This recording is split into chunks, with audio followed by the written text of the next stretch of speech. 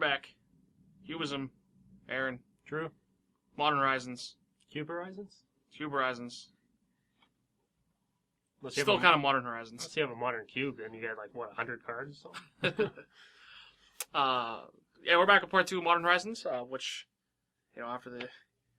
How many cards we talked about in the first part, we were definitely excited about the second. The second part, you know, there was, I want to say less cards, but still overall, like, the best set in Cube for years. The past couple of years at least. Will be super impactful. You know, it has something everybody wants, right? Literally everybody has cards everyone wanted, wished for on Christmas lists, cycles, you name it. You know, fills in this, that, some and everything. needed archetypes or popular archetypes, anyways. Right. That's literally a bit of everything. So we had a little less this time, but still a lot of good ones, regardless. Anyway, we're gonna start with thanking our sponsor, the Mana Base, your home base for all things Magic the Gathering. It's where where we get to post our currently very often content. I'm sure you'll be on top of that right away. It's super, super often right now. It's like 3 times last month. That's crazy, you know. Really makes up for the lack of stuff in the last 4 months. But yeah, anyway. So, Bizarre Trade Mage is where we're going to start. Bizarre Trade Mage is 2 and a blue for a 3/4 human wizard. Flying, and when Bizarre Trade Mage enters the battlefield, draw 2 cards, discard 3 cards. Very a la Bizarre Baghdad. No way. This name doesn't offend me as much. No, this because one's fine. it's not like Bizarre of Trade Mage. I forgot exactly what it did, even though it has Bizarre in the name. Yes. I guess so. This again. This is along the lines of Wizards keeps experimenting with just print hyper efficient bodies on blue creatures with whatever abilities. Yeah. Well, there's Serendipity and Yeah. Fettergeist. Yeah, but then like they started making these like 4 mana the 4 mana 4/4 cycle guy, then the 4 mana 4/4 scry guy, and then Kefnet and now Bizarre Trade. It's like giant flying idiots that would see play in any other color, but see less play because they're in blue.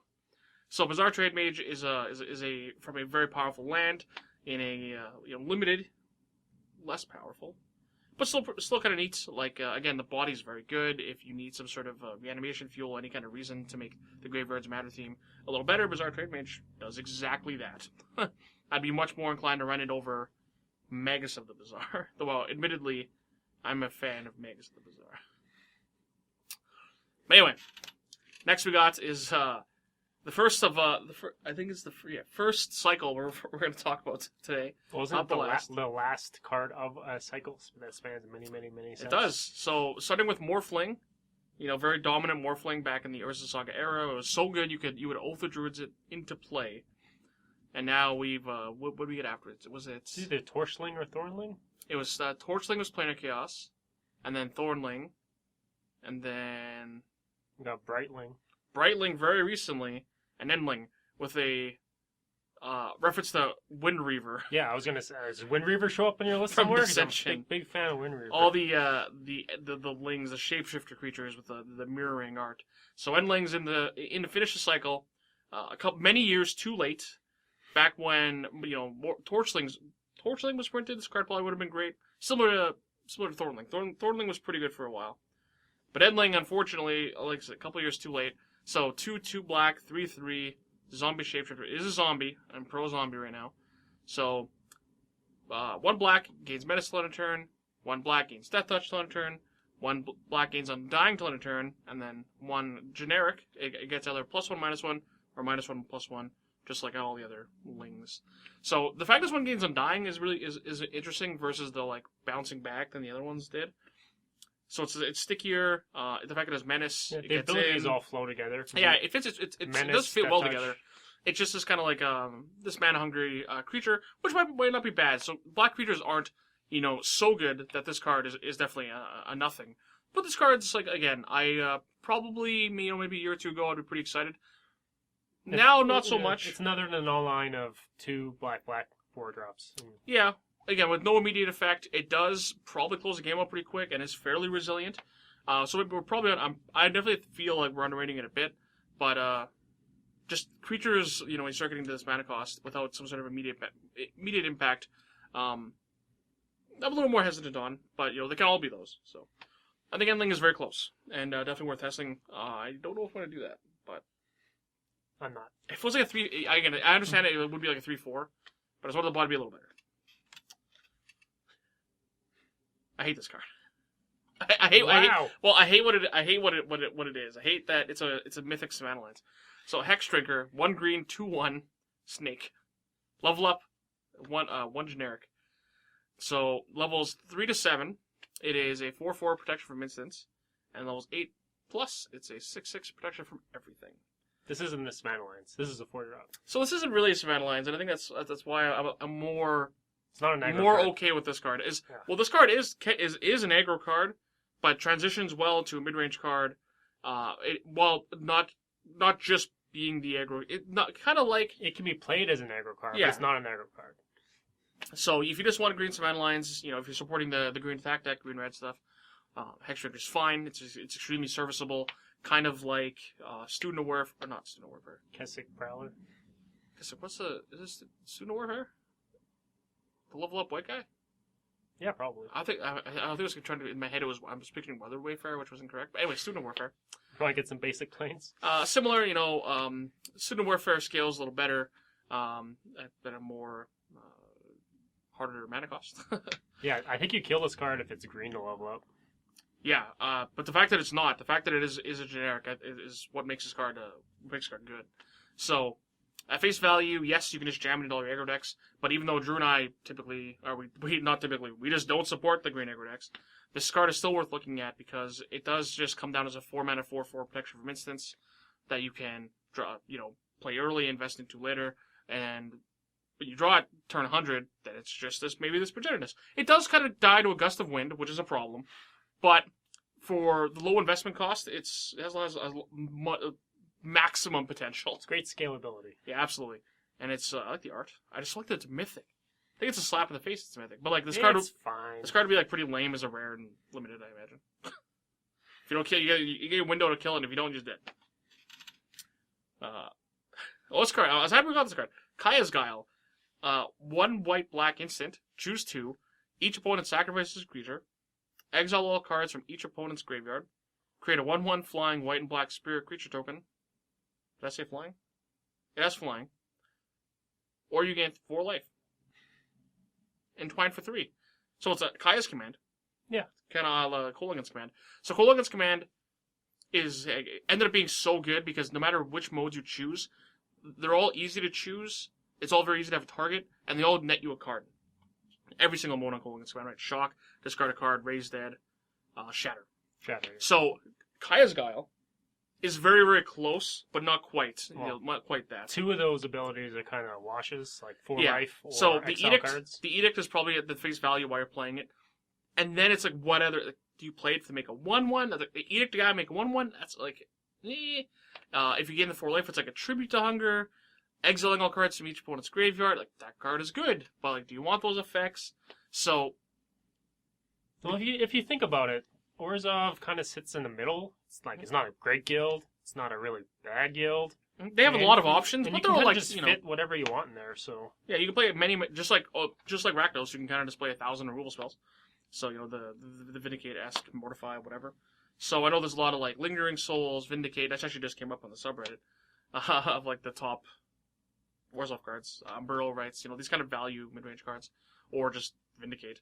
So I think Kaya's Guile just a bar below that, because again it doesn't have just the 2 easy modes that you're going to choose that will net you a card, even a card and a half. This card's struggling to kind of get to the finish line there. It's not. It's definitely no Kolaghan's command. Even later in the game when I'm paying all 6 mana for this card, it doesn't really do it a lot. I think the exiling their opponent's graveyard has to be enough of a mangling to kind of push this card over the top. But this card definitely looks like a constructed card. We're limited, not so much, fortunately. Yeah. Cool card though. Nature's Chant. 2 and a white-green hybrid. Destroy target artifact or enchantment.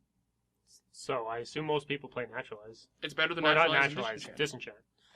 So the only talk is, do you put it as a white card, or do you slot it as an Orzhov, or not Orzhov card, a Selesnya card? Don't put it as a white If card. you're going to slot this as a Selesnya card, don't play it. Don't do that. Don't Agreed. waste your valuable slots Yeah. for this. You have what? Sully Pride Mage and Knight of Omen? Yeah, like if you want, don't do that.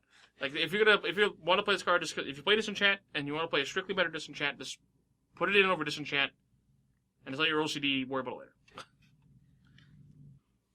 later. And that brings us to Orcish Hellraiser.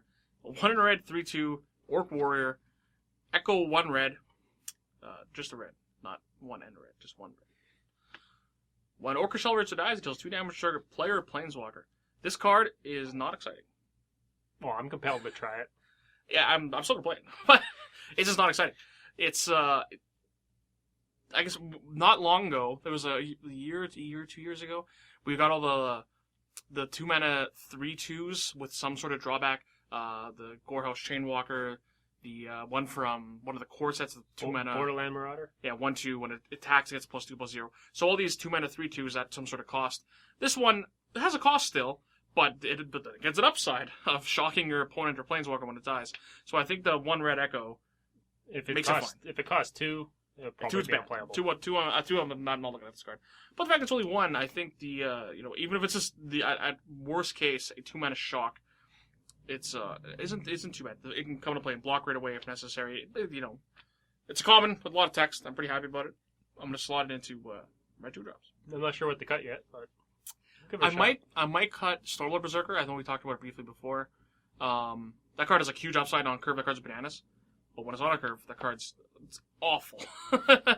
But red has to play some of these like kind of higher risk, higher reward cards, and Stormlord Berserker's been around since M13 when it came out, and I think I might be looking to cut it pretty soon for this. But either way, it's a nice red didn't get a whole lot, but gets this guy. That's nice.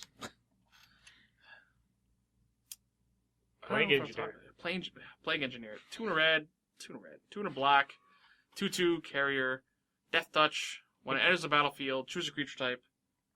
Creatures of the chosen type your opponent controls get -1/-1. I think it's better if it's a red card. So this card is going to kill your opponent's mana elves. It's probably going to kill a bunch of humans one game. Yeah. That's it. It'll shrink one of their threats. I don't really like how this card plays. It's kind of like a hate card that either does everything or something very, very medium, and hopefully we'll trade with something that has that touch. Yeah, you hopefully try to trade, but I don't have a lot of. I'm not looking to try this card. This isn't an effect that I kind of want. But the card isn't bad. Like if this is something you want, if you're playing maybe if you're okay trying to hating out specific tribes or whatever, like this card will eat mana elves, it'll eat shitty tokens, it'll eat like all things. This card will be fine, but it's definitely not something I'm looking for. But fine nonetheless. Talisman of Creativity, and the rest of the 4 talismans we've been missing for years, that everyone's so excited about. And brings us back to the topic of like how many signets or mana rocks or mana effects should you be running in your cube? 30? A lot of people, I guess the debate now isn't should I be running 10? It's runes. Which 10 should I run? Should I run signets or should I run talismans? Border posts. And I'm in the camp of none of them. I think, but they're so attractive. They're so fun to play. They make these like mid-range battlecruiser magic. Like they're just so good. Like to say these cards are not good would be what's the word I'm looking for? Untrue? Yeah, untrue. But yeah, I've always liked talismans more than signets. Yeah, the talismans have the you get the immediate mana out of it. Obviously, the upside, it costs you life. It supports Eldrazi. It's less awkward. Yeah, I think it's just better overall. But you can probably make a case, a case by case for specific color combinations. The art's bad in all of them. The art of these ones are bad compared to the old Mirrodin art. Wasn't that kind of like a black screen? Yeah. With, so the original arts were very, very generic still, but black background, talisman in the foreground. And I understand they're still talismans, but they don't look the same. That bugs me. But anyway, these cards are good. Everyone's excited to have them. We don't want to get into the mana rocks. We know mana rocks debates too much. We're obviously camp, no mana rocks, but you can't complain to have these. This is all you. Do I have to read it? Yeah, you get to read this one. Tectonic Reformation. It's 1 in a red. It's an enchantment, and each land in your hand gains cycling for a red.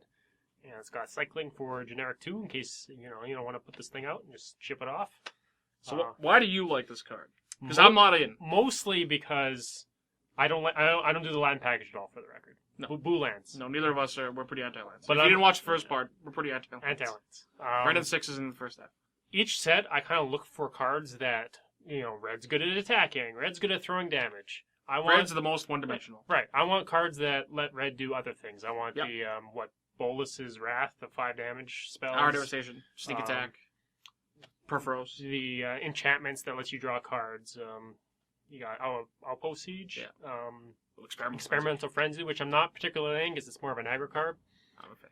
This card is pretty benign. I think it'll fit a lot of decks because once you hit 5 lands or 6, if that's the cap of your deck, you don't have any more spells that cost more. You can just start shipping every single land you draw and cycle your, gas, I guess. So. Yeah, I think there's a world where it doesn't take much to make this card good, though I'm very much the opposite. I think the upfront cost of playing this card in your deck versus the game situation you have to be in to make its effect relevant is difficult and limited. This card seems like super sweet and constructed, but I think the limited appeal without playing some sort of Life from Loam, some package, which isn't too hard, makes this card much more interesting. But it's a cool card nonetheless. I'm hard out though. Oh, I'm gonna make you draft it one of these days. I'm not drafting it. I'll put your name on it. I'll write it on the perfect. I'm not drafting. I am going to draft Yawgmoth Thran Physician. No, I'm not. I'm so excited for this card. I'm so excited they finally printed Yawgmoth as a card. This is like the was it the Vorthos in me? Like the person who loves the flavor and story of Magic. I'm so excited they printed this card. So Yawgmoth Thran Physician, 2 black, 2/4, legendary creature, human cleric, has protection from humans. Pay a life, sacrifice another creature. Put a +1/+1 counter on up to 1 target creature and draw a card. -1/-1 counter. +1/+1 would be much better? Better, probably worse. Put a -1/-1 counter on up to 1 target creature, draw a card. And then black, discard a card, proliferate. So I immediately didn't like this card because it proliferated.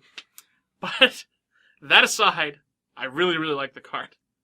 The body sucks, but the fact that it's a free activation to sacrifice your creatures to draw cards, just that alone is very, very powerful. It's got protection. It does have protection. It's better than... Listen, I'm in the world where I'm playing Mirran Crusader. The Yawgmoth needs the help. That's protection from Mirran Crusader, though it doesn't matter.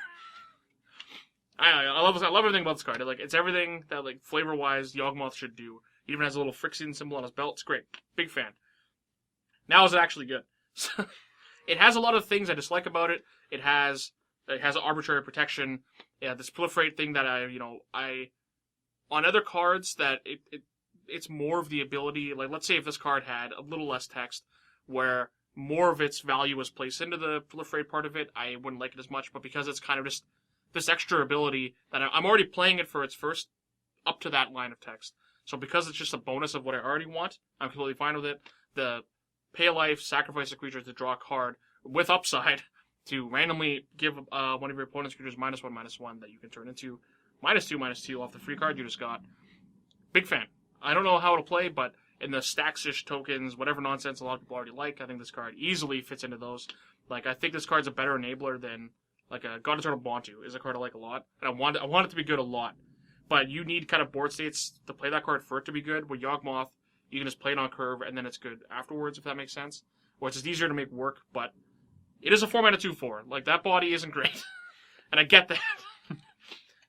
But again, at no cost to draw a card, big fan. Big flavor fan. Well, you let me know. I will let you know. Not starting off this thing. So that brings us to the last part, last section of cards you want to review. And I think that ultimately what makes Modern Horizons such an interesting set overall is that, along with all these cool cards we get to to add to our cubes, we also get the debate of what does it take to make lands good? How many swords should I run? How many talismans should I run? All these the cube theory on top of just evaluating a set. And I think this part too is super interesting and not something I thought we'd have to have a talk about. And it's the snow package. So this set obviously has a limited snow theme. There's no full art snow lands in the set.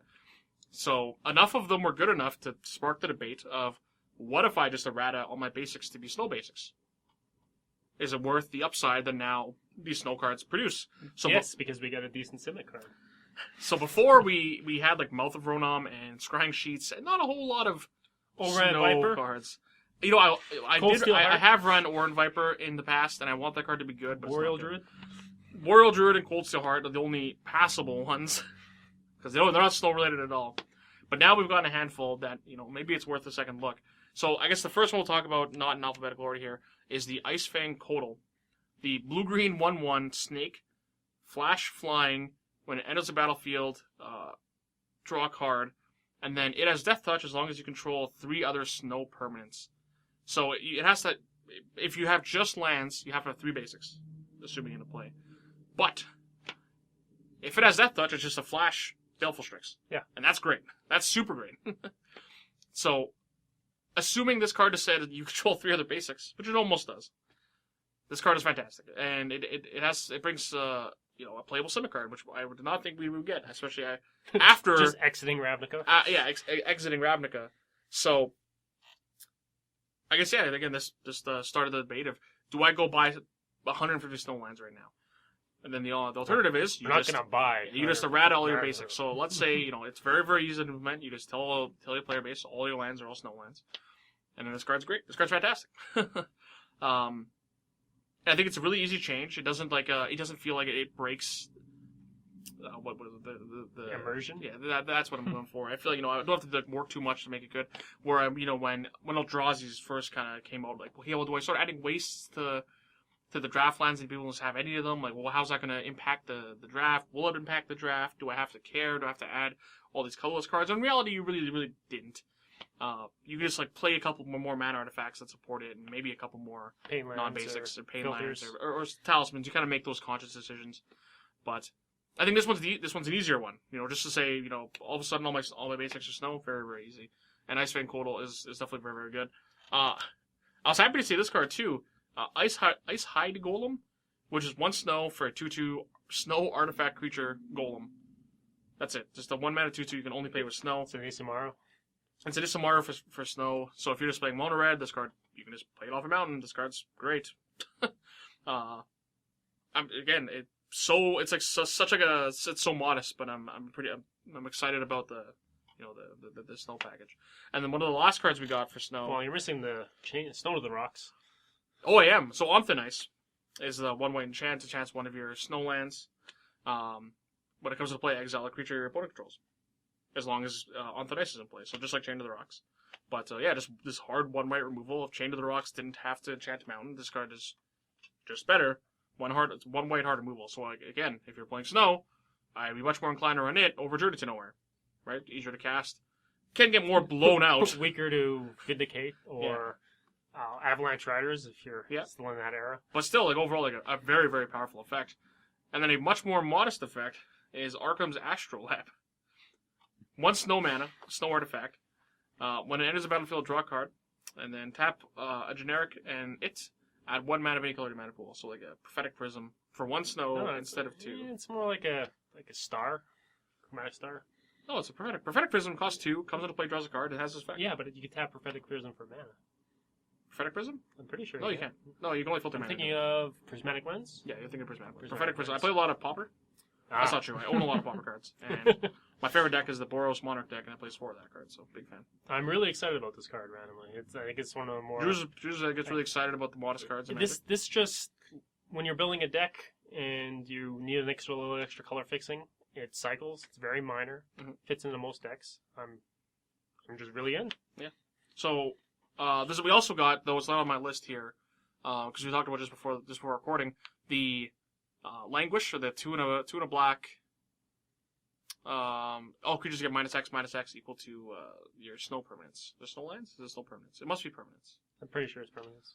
I guess I could just check, considering it's right here, though it's taking me longer to find than Dead of Winter. Snow permanents. So yeah, 2 and a black sorcery. All non-snow creatures get -X on a turn, where X is the number of snow permanents you control. So there aren't that many snow creatures. But even then, this card is probably fine, but it will only really scale off basics, so it's probably not that good. That's the problem I have with this one is if you have any mana fixing like dual lands or whatever non-basic land that's not snow, there's other cards in black that do this effect better. Yeah, so this card is it's a very appealing mana cost. It's 3 mana, 2 and a black, but you kind of have to be playing either a pretty mono black deck or a multicolor deck with no fixing, or pretty much no fixing, for it to be better than like a Languish most of the time. But still interesting regardless. So the snow package for the very little investment and the kind of the upside gains, it'll kind of come down to whether or not you want to kind of make that. I don't want to say sacrifice, but just whether or not you want to put that switch in your cube. But it's interesting. Like there's definitely enough snow cards to make it worth it. Like I said, you're also adding Mouth of Ronan and Scrying Sheets. Yep, and I'm trying out the Snowman land. It's like animates oh yeah, for right. 2. Yeah, it's a 2/3. And yeah, animates 2/3 and like something. ices something when it deals damage to it. That card's fine too. But needless to say, Modern Horizons very very impressive for cube. It's great. Again, a lot of cards to talk about. A lot of like a theory. Ability, cube theory to talk about. A lot of interesting discussion coming out of the set, and again, it's one of the most, I'm sure, going to be one of the most impactful sets for a very, very long time. It's the. I think it might rate up there one of the most impactful sets for cube ever. Yeah, maybe, probably. They keep making these Modern Horizon sets. That's definitely good news for cube players. Not good for bank accounts, because the set's going to be super expensive, especially if you want to buy foils like Drugansky. You need to buy 5 foil Horizon Canopies and some Mythics and a lot of stuff. So. Mythic Savannah Lions. Mythic Savannah Lions. So, yeah, I guess that's all we have to talk about today. Yes, that's been fantastic. Again, I can't praise it enough, and I look forward to playing with it pretty fast. Pre-releases next weekend. Today's June 1st. I imagine this will come out just before the pre-release, assuming everything goes as planned. But yeah, again, I want to thank the Mana Base, your home base for all things Magic the Gathering. We're bringing back Pauper. Austin's coming back. That's great. Big fan of Austin, except for all the work he makes me do. But Austin's coming back, so Pauper's going to bring him back. I'm really into Pauper again. Big fan. It's one of your cycles. Go back to Commander. I still own my Batman cards. Frontier. I don't play Frontier. I keep periodically picking up more Japanese foreign cards for Garza's all control. I got a Korean Telepathy recently. That's nice. Anyway, I guess that'll be it for Modern Horizons. So that being said, I'm Aaron. I'm Drew. And now for your pre-release.